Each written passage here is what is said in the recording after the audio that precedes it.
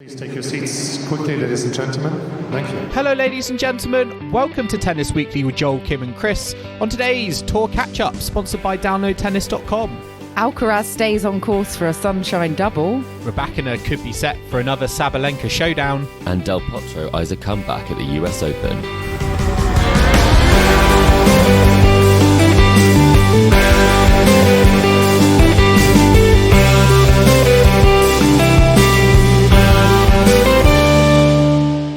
Kim, Chris, today is the 29th of March and we are here to catch up on the week in tennis at Tennis Weekly HQ. We are in the Miami Open. We are in the second half of the Sunshine Double. And I've got to say, guys, it's been a messy and a mad Miami Open for me so far. We are at the quarterfinal stages, but there's been shocks, there's been rain. And, I mean, still, I feel miraculously, we still could get the Indian Wells finals on both the men and women's sides in Miami, because we still have Alcaraz and Medvedev in the draw, Rybakina and Sabalenka in the draw. So it's still all to play for. So it's all very exciting. But I obviously got to say the most exciting thing from your perspective, surely, is having me back on the show. Joel, we are thrilled to have you back. Welcome back. I assume you've fully recovered, or you still give us a health update. Hungover? How's your head? Yes. Look, guys, I am all fine. I was really excited about the victories for Casper Ruud and Caroline Garcia in Indian Wells, so all is fine with my head. Yes, there's that makes perfect sense. Memory loss. Yeah. No screens Those allowed. No, seriously, it's been great. Thanks a little shout out last week. But yeah, all good to go now. And yeah, I had my birthday celebrations as well. As you correctly said, I did have a few too many woo-woos down on the coast in Kent, in Margate, but all the better for it. What was in a woo-woo? That was our big question, Joel. Do we know? I still don't really know. I think it's Prosecco, orange and tropical juice, maybe. I've already got it wrong, I feel. Okay. I've already got it wrong. Fruit, to me, though, it just tastes like alcoholic Fanta fruit twist. That's what lovely. It means to me. Goes down very nicely. Well, Joel, were your woo-woos to blame for your terrible prediction with putting Sasha Zverev in? You are itching. You are itching to get on that, aren't you? With the Zverev. I know in hindsight it did seem a bit silly. Alcaraz's quarter.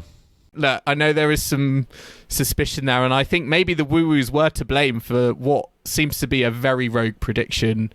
I don't know what I was thinking, to be honest, with Zverev in the semi-finals. I know our listeners probably kind of equally perplexed as well. And on hindsight, not my best pick. Well, one thing that's got a few of us perplexed this week is something that's come out on social media. Chris, I know we were talking about this before starting to record today. Concerns Roger Federer and a film that's coming out. Yes.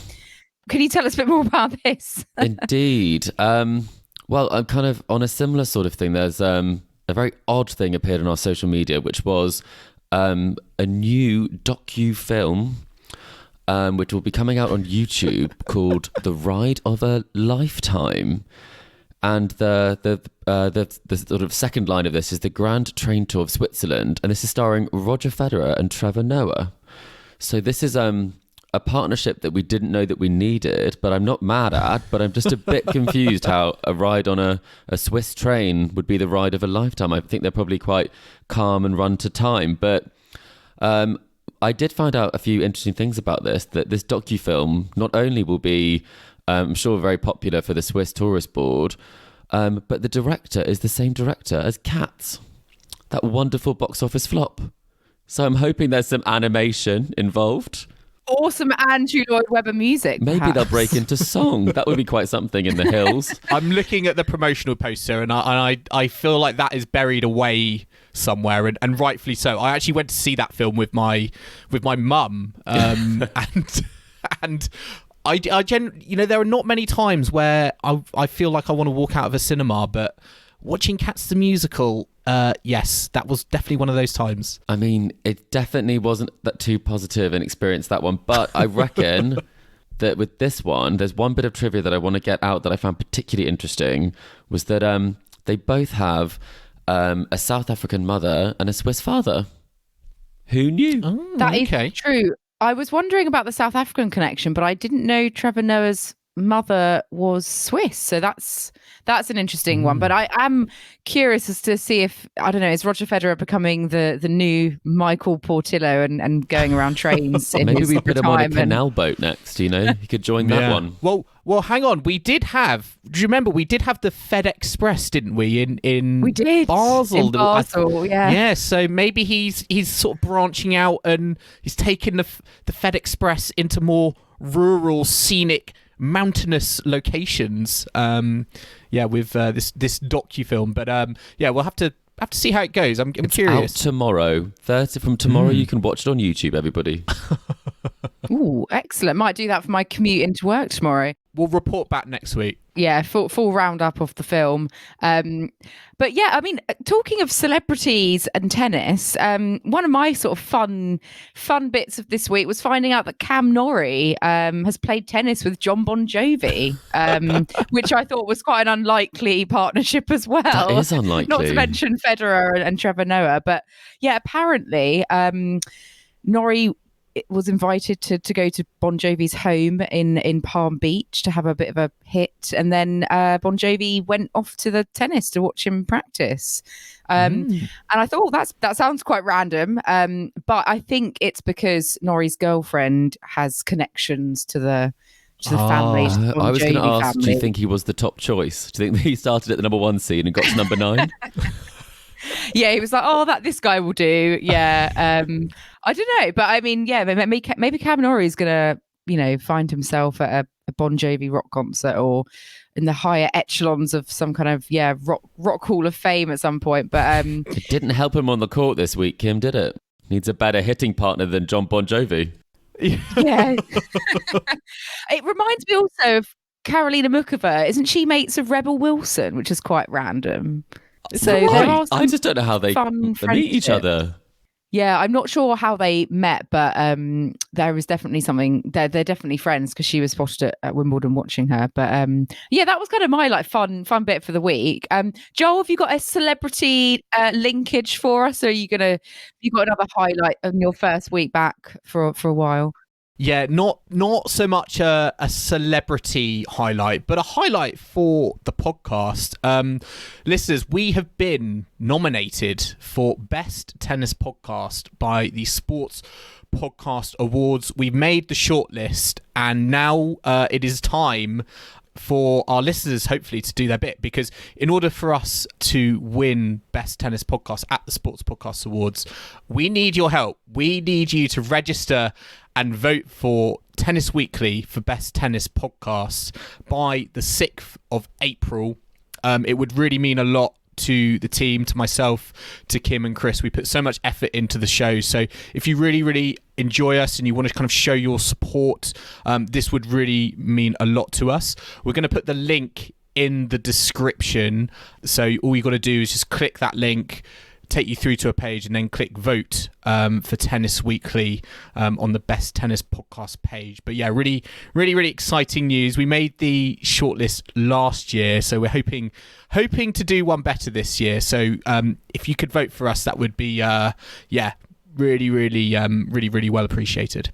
Yeah, we'd be very grateful. And did you have to do your best loser's face last year? Did you have to clap along? And Well, do you know what? It was virtual. It was virtual last year, and it was just quite funny because I remember they got like a former rugby player to host the awards, and just hearing a celebrity in his own right, James Haskell, which is a former England player, just say the name of the podcast just made me smile a little bit. So I feel like that was enough for us last year, but yeah, genuinely this year we would love to go one step further. So listeners, if you want to help the show out and you want to make us Best Tennis Podcast, then please register and vote with the link that I'm going to share in the description. Well, let's take a look at the tennis, and we'll start on the women's side because, Joel, I'm afraid your intro is already proving out of date because Sabalenka's actually just lost. Live update. Yeah, she's lost in straight sets to Sorana Castella in the quarterfinals. So we definitely won't be seeing a repeat of the Indian Wells final with her and Rybakina. I mean, great week for Castella. She's beaten Mukova already, Caroline Garcia already, still yet to drop a set this tournament, so a big scalp for Castella to come through against Sabalenka. Sabalenka had, of course, been looking pretty good, hadn't dropped a set so far, had beaten Krejcikova quite comfortably. So Chris, are you surprised by this result, seeing Castella take out Sabalenka in straights? I definitely didn't think that was going to happen when I saw that. I thought that I thought the Sabalenka would come through. She had such a great result against Krejcikova, a player who she's had some really difficult encounters with so far this season, coming through that one 3-2, kind of making short work of the Czech in that one. But Castella, she does love a fast ball. She really likes to handle the pace, and the players that she's beaten just shows you that she can really play well. And when she's on, she's on. She's always been a bit like that. I just think that she kind of came out of nowhere, this Sunshine Double, because she was down at sort of 83 in the rankings before Indian Wells. And now I think in the live rankings, she's all the way up to 41. And that's not a bad couple of weeks' work. So that is a surprise. And you have to say, if she's in the semi-finals, who's to say she can't keep going? Yeah, she feels to me like a player who is unseeded but is dangerously unseeded in a draw, and was sort of aware that she can, I think, have these upsets around seeded players. I am still a little bit surprised because Miami is a fast court, and I thought I would have played very much into kind of Sabalenka's power game. But having said that, Castella also, I feel like, has some very big weapons on her. I actually think her game is not too dissimilar to a little bit like Caroline Garcia in terms of big serve, good ground strokes, particularly on her forehand side. And yeah, she just seems to be putting it together this week. I think what's so amazing about it is the longevity of her career, and how I think she burst onto the scene in the late 2000s, 2008, 2009. Players around her like Wozniacki, I think Kvitova as well, and she really, I think, did burst onto the scene, but did get stuck in the doldrums, I think, with her ranking, and wasn't able to progress. So it's great to see her kind of, I feel like, rediscover the form that she burst onto the scene with. 2009, that was that quarterfinal. I remember that she had at the French Open, and then I almost forget she got to a Grand Slam quarterfinal. Because she's been, I feel like, an unseeded player for so long. When you see her name, I think, pop up in the draws, and it feels like she causes a couple of upsets in the early rounds, but clearly doesn't follow it through into the later rounds. But 2009 was when she really maybe this will be her. Maybe this will be her crowning moment. Sometimes players have been around for a long time and they do suddenly all manage to finally put it together in a tournament. And you never know. She's only got 2 more wins till she gets there. But Chris, you mentioned that Sabalenka had beaten Krejcikova in the round before. And this brings us on to some comments that Krejcikova made about the fact that she feels forgotten and somewhat overlooked on the tour. And she feels that a lot of the conversation surrounds the likes of Iga Swiatek, Aryna Sabalenka, and Elena Rybakina at the moment as being the sort of the leading players of the tour. And she feels like she's sort of being snubbed, despite the fact that she won the Dubai tournament and she has had some big wins herself, and has I think some good wins over Swiatek. What's your opinion as an ardent fan of the WTA tour? What do you make of Krejcikova's comments? Because I think you're quite a fan of Krejcikova as well, aren't you? So do you think she's got a point here? Well, I think we are a little bit guilty of this as well. I think we were sort of talking about it as maybe it was a big 3, and I think we should definitely have her in that conversation. I think it is unfortunate that obviously she did then lose quite handily to Sabalenka immediately after making those comments. But I mean, if you look at the results over the last few years, she's been very consistent at the top of the game. And I think when you look at kind of the tournament wins side of things, it's only actually Iga and Sabalenka who've won more titles than her. They've won 12 and 7, and since 2020, Krejcikova's won 6. So she's been very much up there in the top 3. She's been ranked as high as number 2, and this season she's actually won the bigger title than Iga has. So I think if we're talking sort of big 3, we should be talking big 4 in that sense. But then I do think you get into the question of where do we see it in terms of, you know, a Jessie Pegula versus a Krejcikova in that conversation. But adding in, I'd say, the double side of things, I think we should all be talking about Krejcikova more, is what I would say personally. Is that not part of her beauty in a way, though, that she is under sort the of radar? Yeah, and I feel hiding like she's in plain kind of a sight. stealth player, yeah. And therefore, if I was her, I'd kind of prefer that because I would have less pressure and expectation on me.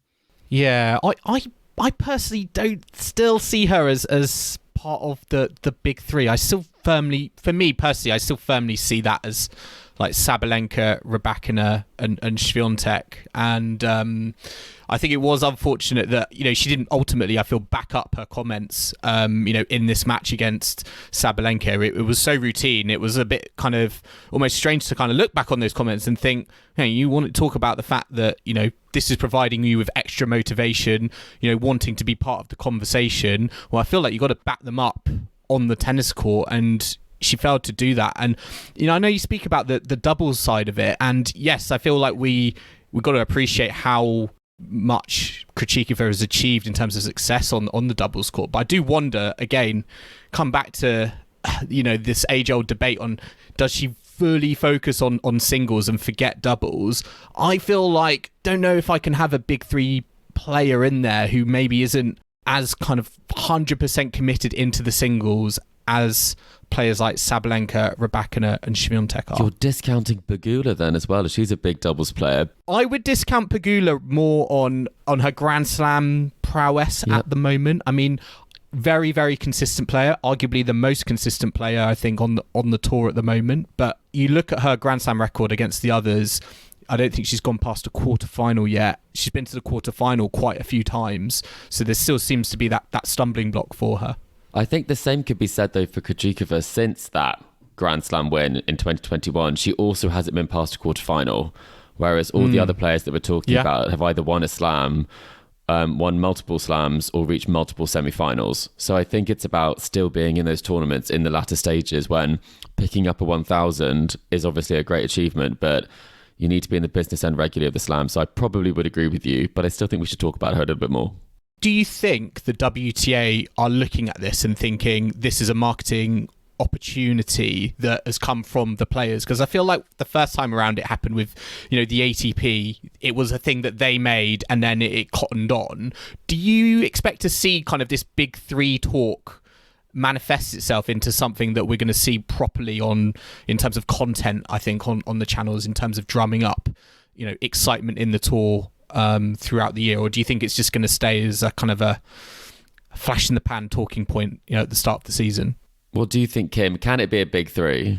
Well, I think big 3 is way like getting ahead of themselves. I can understand from a marketing perspective, but if you compare it to the big 3, like they're nowhere near, and I think it's just premature to even try and lump them all together. So if I was Krejcikova, I'd kind of be like, well, there isn't really a big 3 anyway on the women's side at the moment. There might be. I'm not saying that none of these players are going to become, you know, great. Like, I'm not saying they're not going to become great, but I feel like it's a bit premature to be lumping them together. Like, they are the current top, you know, 3 players, arguably. However, do we need to have a categorization like this? Is it serving a particular purpose? But maybe that is a marketing ploy. I agree with talking you, Kim. of Swiatek, do you agree with me? Oh, thank you. Yes. That means a lot. Talking of Swiatek, people may be wondering where she is in terms of the Miami tournament. She had to withdraw with a rib injury. Unfortunately, she's also going to miss the Billie Jean King Cup next month. So we don't actually have a return date yet for her. But yeah, she's been feeling quite a bit of discomfort and pain and could not compete in the tournament, which is a shame. And we wish her all the best coming back onto the tour. Another player as well, talking of injury, Bianca Andreescu, definitely no stranger to injury and was doing so well in this tournament. Had some great wins over Raducanu, Sakkari, Kenin, but had a really unfortunate incident in her last match against Alexandrova to her ankle. She sort of turned her ankle and had to retire kind of immediately. Chris, I know you're a big Bianca Andreescu fan. She, again, doesn't really know the results from all the scans she's had, but she's probably going to be out for a while, we might think. And what a horrible setback again for her with her career. Yeah, it's devastating. I think there's been an awful lot of people who are very sad to see this happen, because she's one of those players who we've talked about so much, who has so much potential. She has such a great all-court game, and she brings so much to the tennis court. And when you see her kind of putting it together, it is a reminder that, she is a player of real pedigree. That year in 2019, she won in Canada. She won the 1000. She also won Indian Wells, and she won a slam. So it just shows when she's fit what she can do. And I think she felt for kind of the first time in a while that she really was able to track that top 10 and to try and get back up there, because that was her goal when we spoke to her at the Billie Jean King Cup. So it's a player that just has had so much bad luck, and I think it kind of speaks to the fact there are a lot of parallels with Raducanu in terms of teenagers who won the US Open who unfortunately have just been so unlucky when it comes to injuries. And the only positive that we can say from this is that although she did describe it as the worst pain she's ever felt, she still doesn't know how serious it is. And so it could be something that felt very painful in that moment, but it didn't look like she necessarily fully rolled it.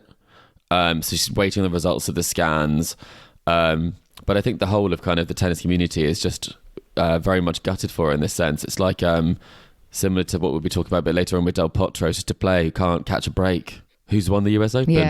Yeah. It reminded me of the Zverev injury that we saw at Roland Garros, who sort of suddenly went over and seemed very, very painful. He was in such good form, hopefully, well, exactly. Yeah, it always happens when they're playing super well, doesn't it? Which is sod's law. I feel like that's the worry as well, because we see. I keep thinking about like Dominic Thiem, and these players get an injury and then they come back, and obviously the scary thing is like, will they ever get back to where they were? And I think unfortunately Dominic Thiem's probably the most clear and obvious example of that at the moment. And I see this happen to Bianca Andreescu, and I think I don't want to think about it, but I hope it's going to be more like an Alexander Zverev kind of getting back to where it is, as opposed to Dominic Thiem. But I guess you just don't know whether how players come back and whether they're going to be the same. And takes longer, Joel, doesn't it?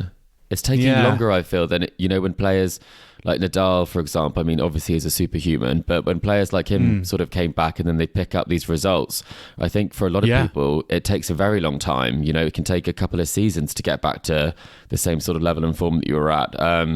And you can't really take any of that for granted. I genuinely think, just because how competitive both tours are, being unseeded in these events, I know obviously Bianca's her ranking hasn't necessarily warranted a seed for a while, but just being unseeded in these draws, and you're out and you could get like the top seed in the first round, it just makes it so much harder. And I think that has kind of come on since maybe like a decade ago, where maybe the draw and the quality and the depth wasn't as great, but now it's just so tough and so competitive straight off the bat with a protected ranking, for example, that I do think it does take longer to get back to a more protected position when you are seeded, when you might get buys, that it makes it a little bit easier. So yeah, I do think there's there's always that nervousness, and I think that tension when it looks like someone might be out for a long-term injury. Yeah. Well, as a result of Andreescu retiring, Alexandrova made her way through. She'll face Kvitova in that quarterfinal, and then the winner of that will play Sorana Castella. In the top half of the women's draw, we still have Elena Rybakina, Indian Wells champion, going through. She's had some comfortable matches, but also some tougher 3-set matches. But her last match, against Trevisan, very, very comfortable. Martina Trevisan, of course, famous for reaching the Roland Garros semi-finals last year. I swear she is the most hated player on the women's tour, or like there is That's no a bit love. harsh, Joel. There is no no hate. love. What's she ever There done is to no you? love towards Martina Trevisan, I swear, You need to speak in to tennis Italians, Twitter communities, doing so well and getting to quarterfinals and semi-finals at a Grand Slam. I feel like she's always talked about, is she the worst Grand Slam semi-finalist of That's all you, time? Joel, that's talking about that. That's You are you the source of stoking this it. hate, I think. I think I'm not the... You're just throwing fuel onto the honestly. fire. I think it's I'm more surprised. I think none of us can make sense of it. On a fast hard court, taking out Ostapenko 6-3, 6-3, I think that really caused waves. Did anyone see that coming? I think it just sent everyone into meltdown, to I be think honest. it's more 'cause I that think we were all expecting... maybe there's a lot of Ostapenko fans out there who just couldn't make sense as to how this could possibly have happened. But then order was restored. So I think anyone, as you say, Joel, who wasn't thrilled with her doing well at this tournament, that bagel set from Rybakina would have put her sort of firmly back in her place in that sense.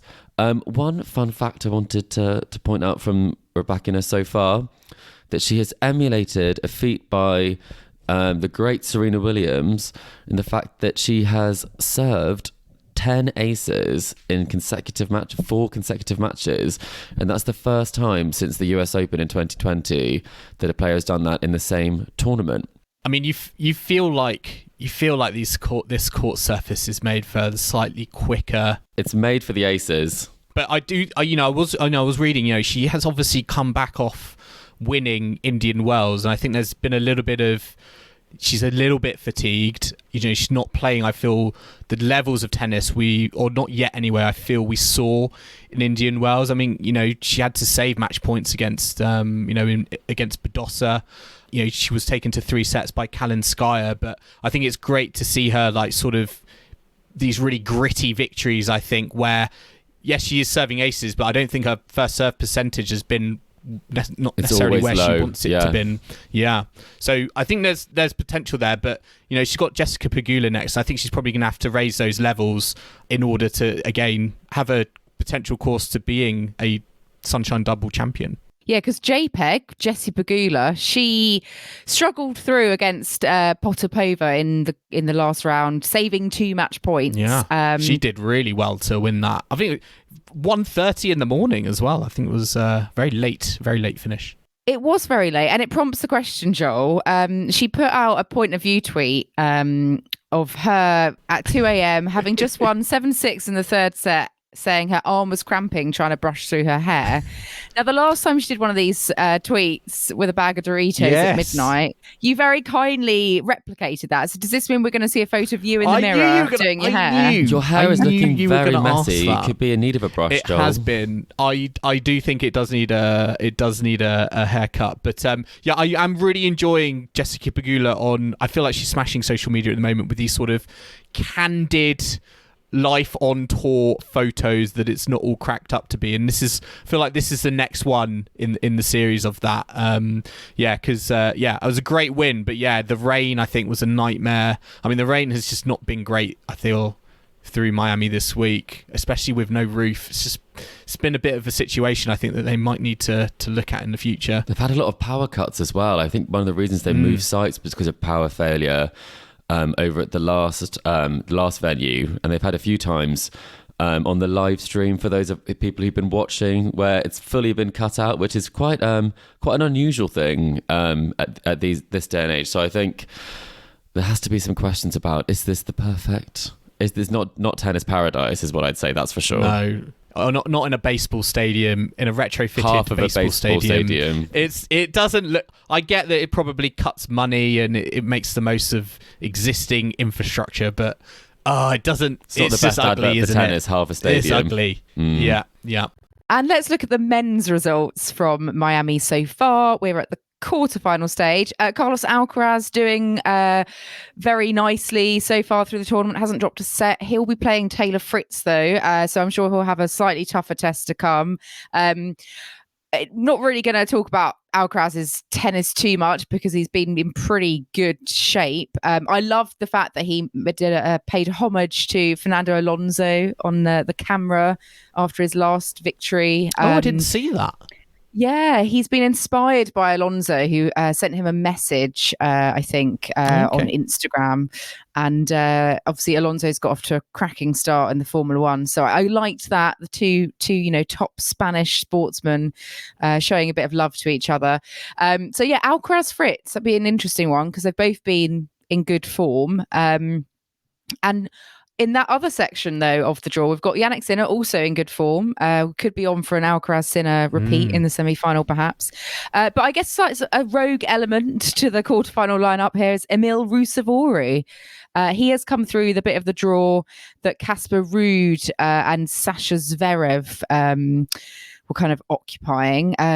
Casper Ruud doesn't really have much mojo at the moment, does he?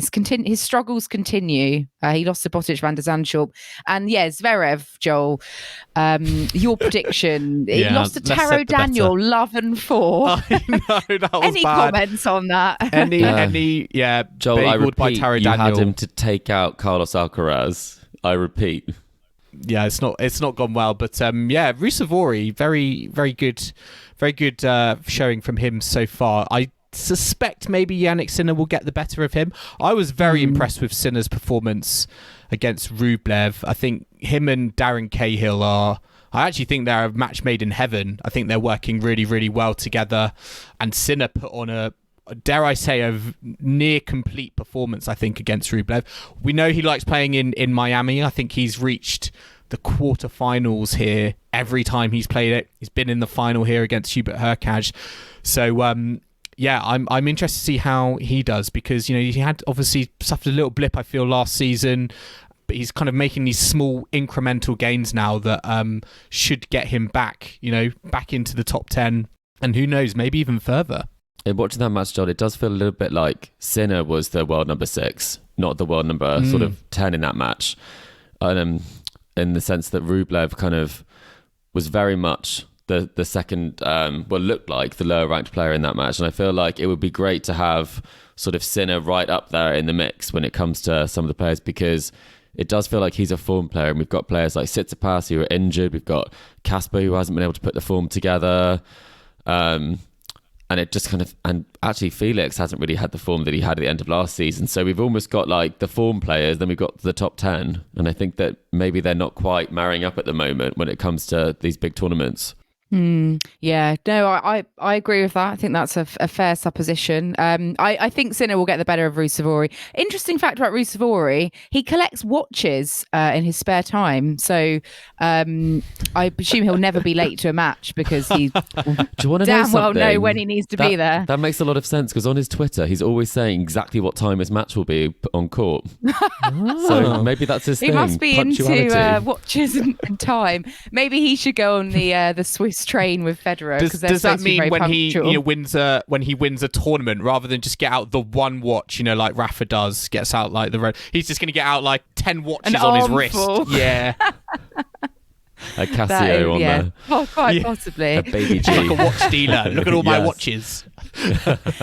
In the bottom half of the draw, we've got two kind of surprise elements as well. Well, actually, one maybe isn't a surprise. Francisco Cerundolo is into the quarterfinals. That is a surprise. It's not, Joel. He got to the semi-finals here last year, which I had completely forgotten. But I just was sort of having a look and I was like, oh, he must love the courts in Miami because he's gone deep 2 years in a row now, much to the surprise of everyone. But yeah, I don't. He's got Karen Khachanov next, who came through against Tsitsipas in the last round, and this is significant for Karen Khachanov, isn't it?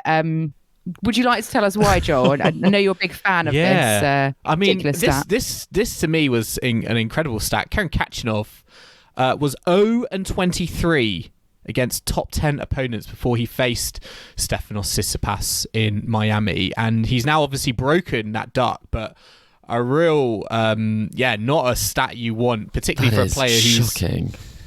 Really, really shocking. That to me just screams that's your level and you've reached your limit. Really, really honestly. But he's had obviously some good results. He's had some good results in the first kind of quarter of the year. I still take it with a pinch of salt though, because Stefanos Tsitsipas, I still feel like he's playing injured and he's not at his best, and to me this was a little bit not like Khachanov playing like lights out tennis to defeat Tsitsipas in straights. I feel like there's mitigating circumstances that meant Khachanov was the favourite. And Tsitsipas was having a bit of a whinge about having to play whilst he's injured, and the rules of the ATP requiring players to turn up for events, even, and forcing them to play a certain amount per year.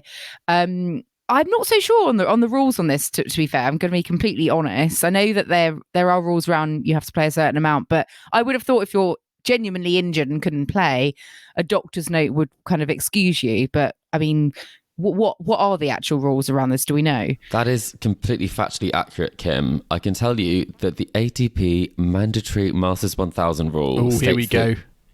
Yes, exactly. It's getting the rule book out. No, sorry. I'm going to sleep already. My eyes are fading. I'll do this one quickly. Stick with us, listeners. It states that if a player does not participate in one of the mandatory Masters 1000 tournaments, their best result from any of the Masters 1000 tournaments from the previous year is removed from their ranking calculation. But this is where it gets the key point here, is the fact that if a player is injured, they can apply for a medical exemption. They just have to provide medical documentation to support their injury or illness and gain approval from the ATP's medical services team. So all of this points to the fact that Tsitsipas is not going to be kind of penalised for this. I think he's trying to play a bit of a martyr role in this by playing injured and making it clear that he isn't fit. You have to question, one, is he as injured as he says he is? Because if he could be doing further damage, surely his doctor would recommend that he didn't play. And two, why is he misrepresenting the rules in this way? And the final thing, for those of our listeners who are still with us, and I risk losing all of us, but there is also a rule that's quite interesting that if you've played 600 matches on the tour or played for 12 years on the tour, or you're over 31, you do qualify for a reduction of Masters 1000 in your commitment. So there are exceptions there too, and that's also why players like Nadal and players who've been around for a long time don't get deductions for not playing them. So whichever way you look at it, it's not necessarily easier for people who are like more senior or more experienced, because you are able to get a doctor's note. So no one should be playing injured. Yeah, so it seemed a bit woe is me, really, with his comments. That would be the short answer, around Kim. that. Yes. Thank you for your explanation, though, for clearing that up. It was a bit odd, I think. He's got obviously Monte Carlo coming up where he's defending champion, and you'd want to be as fit and firing as possible for that. So if he was injured, then I feel like you would have wanted to just be like, right, I just want to get ready for the clay season when I've got big points to defend, as opposed to just kind of trying to struggle through on the in the hard courts in America. Yeah, because he would lose the Masters result from being defending champion in Monte Carlo, regardless. So I guess he wants to play in Monte Carlo. So maybe that's the thing that he can't avoid, is that if you skip these ones, then you'll get penalised in Monte Carlo. So maybe that is the crux of it. Ooh. Oh, it's confusing. But we don't have Tsitsipas in the tournament anymore. Karen Khachanov will be playing Francisco Cerundolo. And on the other quarterfinal on that side, we've got Daniil Medvedev making his way through, and Chris Eubanks, American qualifier, who's now in the top 100 for the first time. What do we know about Chris Eubanks? I've heard the name, I've seen it in draws, but I'm not too familiar with him. Joel, you're nodding your head as I'm saying this. I just can't help but get caught up in his story. He's been a player who's been around. He's been around on the challenger circuit. He was around on the college circuit, and the impression I get from his interviews and his story is that he's never been the best in his category. He's always been sort of middle of the road, and he's just applied himself very, very well. And it's really kind of come to the fore, I feel, in Miami. He came through the qualifying draw. I think his dad said to him, "Look, just get this. It'll be a great achievement if you can just hit one, round one match." But yeah, he's now into the quarterfinals against Medvedev.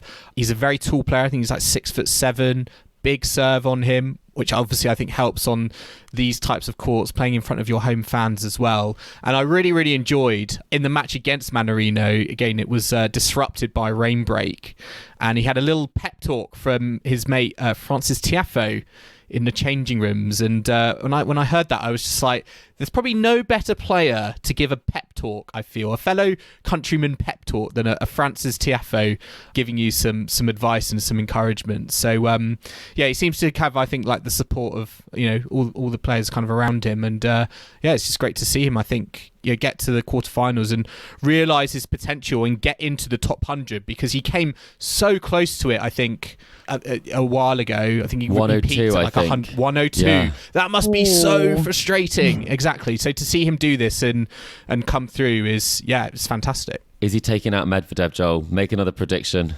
No.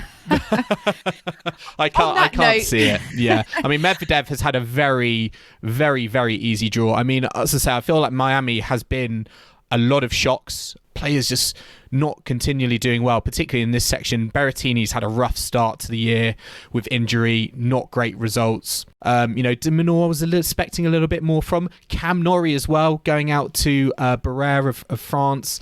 John Bon Jovi. So yeah, Eubanks. He wanted to get back to John Bon Jovi's house, right?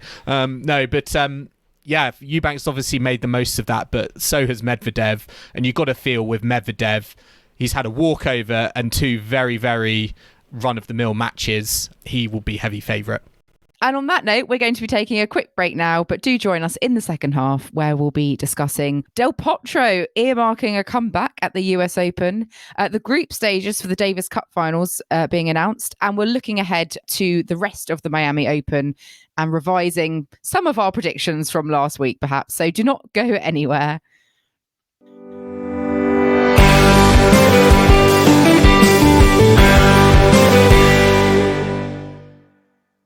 Welcome back to Tennis Weekly, sponsored by downloadtennis.com.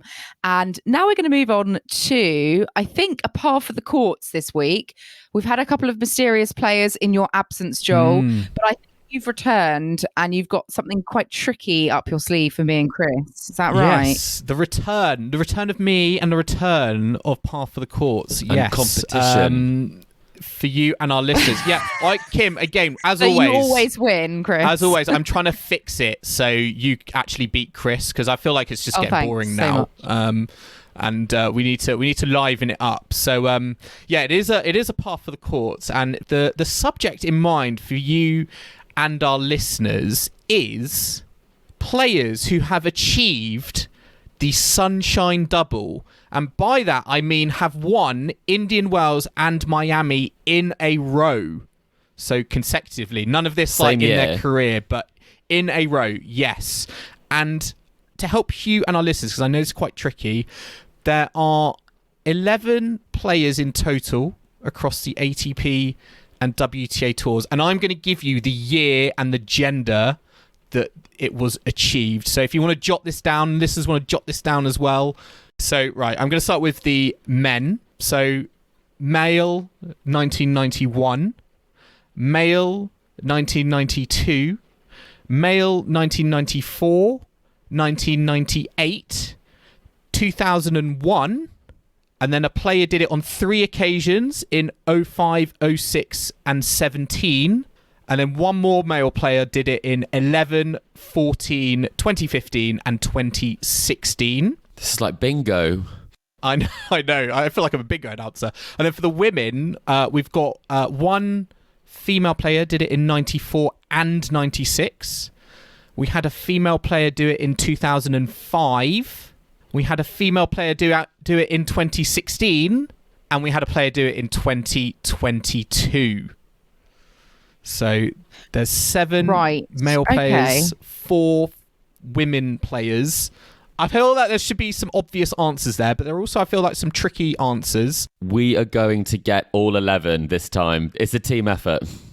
Oh, I don't know about that. Should we shall we kick off without further ado? I feel like Chris is so arrogant and full of it that he will need to go first? He can go first. So you're going to give me the player and which year which year you think it matches up to. I will go for Victoria Azarenka 2016. Correct. Yes. Oh, wow. That is a correct answer. Then she had a baby. That's not even the easiest one. No, that's what I was thinking. I'm going to go for Novak Djokovic, who I think did the 11, 14, 15 and 16 in the men's. Correct. Yes, that is right. Novak Djokovic's done it 4 times out in front. I will go for Kim Clijsters 2005. Correct answer. Yes, Kim Clijsters back in 2005. Oh, I was going to say something completely different for that one. So that's good. Iga Swiatek 2022. Correct. Yes, Iga Swiatek, the most recent player to do it, but who knows? Maybe Rybakina or Carlos Alcaraz could join that list very, very soon. I will go for another 2005. I'll go for Roger Federer. Correct, yes. So Roger Federer did it 3 times, 2005, 2006 and 2017. Damn it, I was about to say him. This is the stuff I don't know now. We're getting into the business end now. This is where it gets tricky. Oh, this is just guesswork now. Andre Agassi. Will I get it right if I don't get the year correct? Because I'm kind of assuming he did it in maybe like 98. Andre Agassi. Andre Agassi, 1998. Kim, it's a wrong answer. Oh, it's no. a wrong answer. No, that's not correct. Chris wins it with 3 correct answers to Kim's 2. Sorry, Kim. I will say Andre Agassi is a correct answer, but you got the year wrong. Chris, any ideas? I would have gone 2001. Yes, Andre Agassi was in 2001. Any other answers? Oh, so close. I know that Steffi won in 94 and 96. That is correct. Yes, Steffi Graf. And then after that, the only other guess I have would be 94 for the men, Pete Sampras. And then after that, I out. Yes, Pete Sampras was 1994. And then you could have had, so 1998, probably the most surprising name, Marcelo Rios. Goodness. There was no way we were getting all 11, Kim. No way. And then 1991 and 1992, both Americans. Any ideas? Michael Chang? Very good, Kim. Yes, Michael Chang was in 1992 and 1991. An American player we hear a lot when we watch tennis on the television. Jim Courier. Jim Courier. Oh, Jim Courier did the Courier. Sunshine Double in 1991. So that's your lot. Courier, Chang, Sampras, Rios, Agassi, Federer, Djokovic, Graf, Clijsters, Azarenka and Swiatek.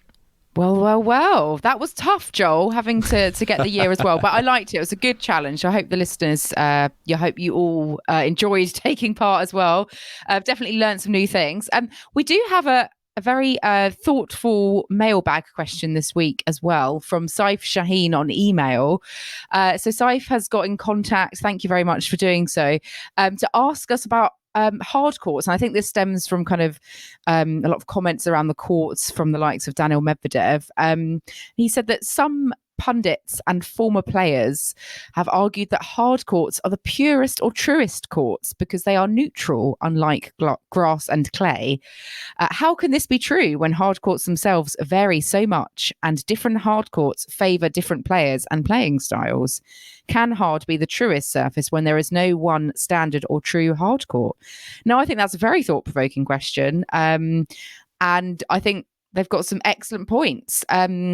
Joel, kick us off. What do you think about this question that we've that's been posed to us about the courts? It's a really interesting one, especially when we talk about it at the moment, but going from Indian Wells to Miami, because the contrast between the two, yes, on the face of it, they are both hard courts, but Indian Wells so slow, whereas Miami is a lot quicker.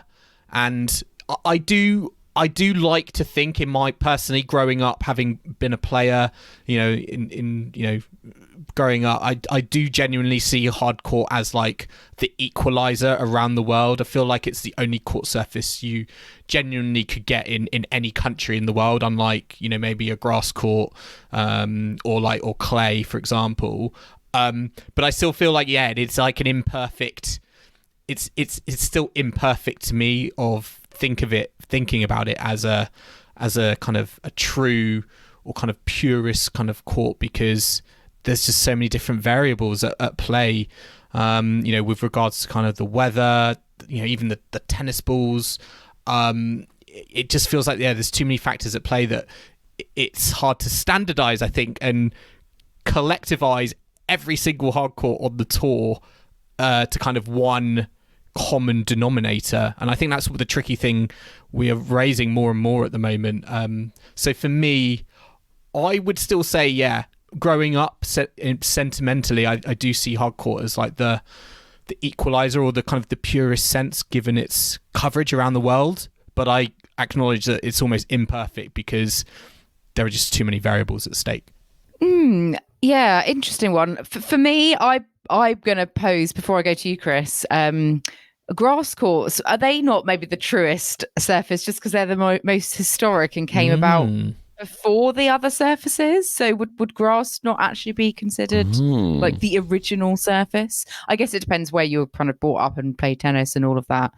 But I would agree that maybe we should just not think about any sort of court as being like the default when they're all so different. But Chris, what do you think? Well, I hate I'm gone to the history books for this answer. Not the rule books, at least. I know, another book's in front of me. And interestingly, the original court would have probably have been stone, dating back to the 11th century when monks used to play sort of a handball version of tennis. Stone court around the stone on the tennis. I'm not, but that does feel particularly pure. And then it became real tennis, which was obviously on a hard court. So it wasn't actually until the 18th century that field tennis or grass court tennis was introduced. So the original tennis would have been I was wrong then. on a hard court, wood or stone. I don't really think that we would like to mix it up with a wood or a stone court. But in terms of the tennis that we know today, field tennis, grass would have been the original. So I'll give you that one, Kim. But for me, I think the neutral court is hard courts. The purest court in my mind is a grass court, because it grows from the ground. There's nothing done to it apart from you get your lawnmower out and make sure you got it the right length.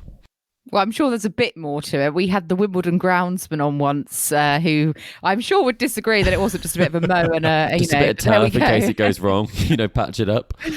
Chris, I've just thought if like, as unlikely as it is, if stone does come back as a surface, there needs to be some sort of Stone Stevens Stone Stevens.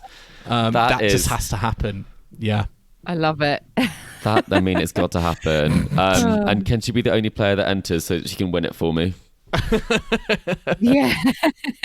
Thank you, Sai, for your question. That's a very interesting one. And do keep them coming. We'd love to hear everyone's thoughts and questions. So thank you very much. Sabalenka, paving slab, could also be playing in that one. Oh, I love that. Oh, keep them coming. Stone Stevens versus Arena Slabalenka. Wow, love that.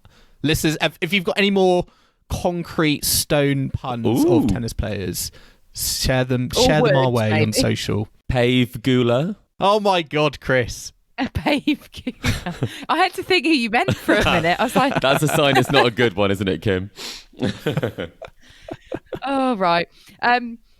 Where were we? Del Potro. He's coming out of retirement, apparently. He used to like a hard court, won the US Open in 2009, retired earlier this year, last year. I think it was last year now. But he said that he's going to resume training. Or did he? Did he just evolve to another stage and now he's unevolving back to tennis? I don't know. But what do you think about this? Is this kind of... I know, Joel, you get a bit frustrated. You think players should just give up and not kind of keep trying to... I don't want to see him back. I know I'm probably in the minority here. I don't want to see him back. I just think it'll just be sad. I think, it'll emotionally, it sounds great. But to see him come back on and, play someone that I would see like, prime Del Potro would just absolutely wipe the floor with, at Flushing Meadows, and then, lose like meekly like 2-3-3 or something. I just don't feel like we see how hard it is to come back. It's just going to be. I just think it's going to be too tough for Del Potro. So and with his body as well, I'm just like I just feel like just give it up. Just give it up. Sorry, just give it up. Yeah. I kind of agree. He had so many difficulties, and I think the reason players retire is because they kind of can't take it anymore. So, but maybe they just need a bit of time away. But I just feel like he went through so much. It's probably, I don't know. I mean, I wish him all the best of it, but I'm kind of in agreement, to be honest.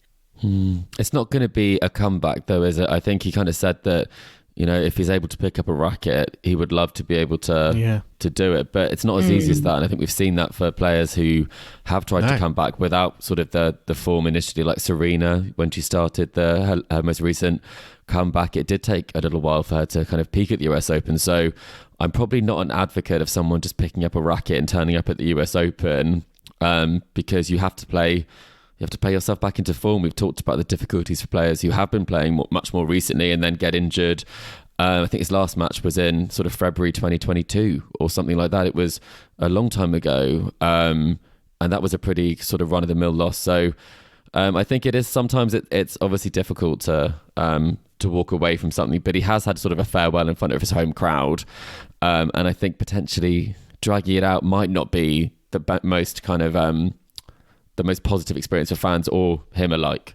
We'll see how it goes. Some exciting news for British tennis fans, though. We've had the announcement that Manchester are going to be hosting, they're going to be one of the host cities for the 2023 Davis Cup in September from the 12th to the 17th, which is very exciting. We're going to be hosting Group B, where Australia, Great Britain, France and Switzerland will be competing. Bologna, Valencia and Croatia are also hosting, and the finals will be in Malaga in November. So quite exciting. The groups have been unveiled as well. We know that Spain and Serbia are in the same group in Valencia. I think it's quite unlikely, though, we're going to see a Rafa against Novak matchup, given that it's right after the US Open. There's been travel issues potentially for Canada, Team Canada. They're supposed to be in Bologna, but this comes right after the US Open and right before the Laver Cup in Vancouver, which starts right after. So if the likes of FAA and Denis Shapovalov want to be doing both events, potentially all three, depending on how they do at the US Open, might be a lot of back and forth travel. So we'll have to see how the scheduling works for that. But exciting that it's in Manchester. Chris and Joel, are you going to try and perhaps go up to Manchester, get a bit of Davis Cup action, perhaps? Yeah. I was thinking Valencia could be nice, no? Valencia, yeah. Or Malaga in November. That sounds quite nice to me. To be honest, I was just actually thinking when you said Laver Cup, Denis Shapovalov, I think the sort of elephant in the room question is I don't think Denis Shapovalov's form at the moment warrants Laver Cup. I think it would have last season, but it doesn't feel like at the moment it's really clicking for him. That's another one, Denis Slabovalov. That could work. Anyway, this could get old very quickly. Let's have a look at the rest of Miami, because we do have the latter stages of the tournament. Chris, you predicted an Alcaraz and a Rybakina win. Joel, you predicted a Medvedev and Rybakina win. Do you both think those are still going to happen, given what we've seen so far? I think that mine are going to happen, that's for sure. I think, I don't think Medvedev's Zverev final was anywhere accurate, but I really do think we could get a repeat of the way the draw has gone. It just feels like it's falling into place for another Medvedev-Alcaraz rematch. So, I'm still going to go with Medvedev, although I have been impressed with how well Alcaraz has been able to kind of sustain the level he is playing. So aggressive, and actually, I feel like he's actually gone up a gear in Miami. So I'm expecting to see a repeat of the final there, but I've still got Medvedev as champ. Who did you have for this one, Kim? I had Alcaraz, which I still agree with, and I had Sabalenka, but obviously I'm going to have to go for Rybakina, I think, now that Sabalenka's just lost today. I think Ruusuvuori's just stepped on court. Can't see him wearing a watch, though, so... disappointing. I don't know. Yeah, it doesn't know what time of day it is at the moment, but on that note, we'll be back next week, promptly, I hope. But yeah, we'll be back to round up what does happen in Miami. Listeners, I hope you've enjoyed our latest episode of the Tennis Weekly podcast. Remember to subscribe to us to stay up to date on all the action to come from Miami and the ATP and WTA tours. We are on Apple Podcasts, Spotify, and all major podcasting platforms out there. And if you like what you're hearing, then make sure to leave us a rating and a review on Apple Podcasts or Spotify. You can also follow us on social media or email the show. We are on Facebook, Instagram and Twitter at Tennis Weekly Pod, or you can email us on tennisweeklypod@gmail.com. And don't forget to check out our website, www.tennisweekly.co.uk. And we will be back next Monday at Tennis Weekly HQ for another episode looking back on the finals action to come at the Miami Open. So I hope you can join us for that. But in the meantime, it's goodbye from Kim. Goodbye. It's goodbye from Chris. Goodbye. And it's goodbye from me. We'll see you again soon.